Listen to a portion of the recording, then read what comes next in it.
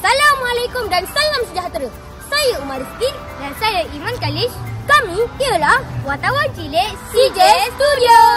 Bersempena dengan hari ini 16 Mei, Sekolah SK Tersaya akan mengadakan sambutan Hari Guru. Sebelum itu, kami ingin mengucapkan Selamat Hari Guru. Jom sama-sama kita saksikan. Bekalkan ilmu untuk masa depan. Dari ABCDE 1, 2 dan 3 hingga aku tahu baca dan kira. Tak terhingga pengorbananmu hingga aku besar dan ku ingat selalu. Terima kasih padamu cikgu, jazamu akan ku kenang selalu. Tak pernah lelah tunduk ajarku. Terima kasihku kepadamu cikgu. Terima kasih cikgu. Kaulah pelita hidup bagi kami semua. Kenapa awak? Siapakah yang akan mengenangi anugerah guru yang paling stylish? Saya rasa Cikgu Epul. Bagi awak, guru manakah yang paling kelakar? Bagi saya, guru yang paling kelakar adalah Ustaz Faizul. Kategori guru yang paling sporting. Cikgu Ashraf. Siapakah guru yang paling tegas? Pada pendapat saya, guru paling tegas ialah Ustazah Azam.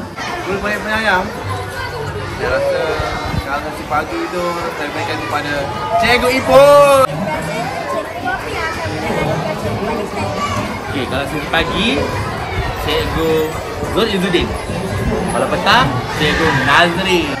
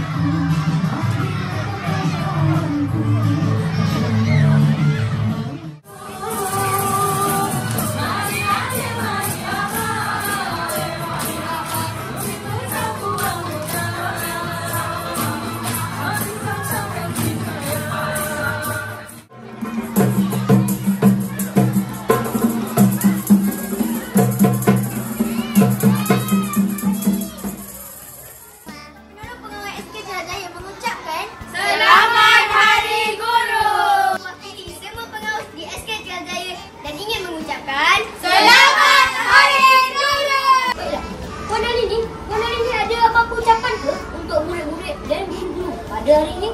Okay, thank you kepada Adik Umar. Okay, so kepada murid-murid, hormati guru and also take care of your teacher. Always pray untuk cikgu-cikgu kamu, and kepada cikgu-cikgu selamat Hari Guru. Stay passionate That's all. Thank you. Macam mana kawan-kawan? Seronok tak? Sekian sahaja daripada kami, wartawan cilik CJ Studio. Bertemu lagi kita di episod seterusnya.